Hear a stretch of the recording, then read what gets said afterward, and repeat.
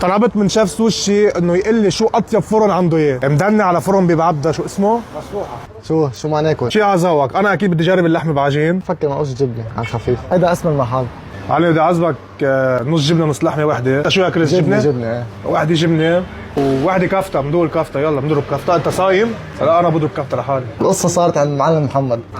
معلم محمد ليك حكى لي عنك كثير، بدنا ندوق نجرب.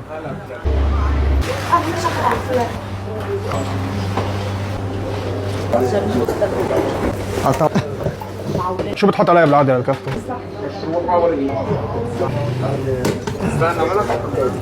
يلا هدي ظبط لي الوضع. شكرا يا قائد. مش صايم باكلش الا جبنه. هدي هاي بدك تبلش اكل هيئه. علم لك الشكل بيشهي صراحه يعني. بس بشحن.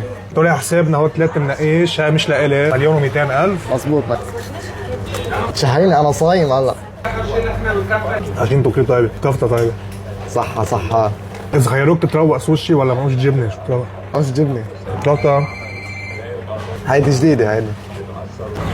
لا انا بعجين عنده كتير طيبه، الجبنه بالنسبه لي يعني حسيتها عادي، كمبروشه منيح. انا رح اقرص لك شقفه من تبعيتك. حلو. كثير طيبه العكاوي. بدك تعيدها يا ابو جريج بس تطلع لعندي؟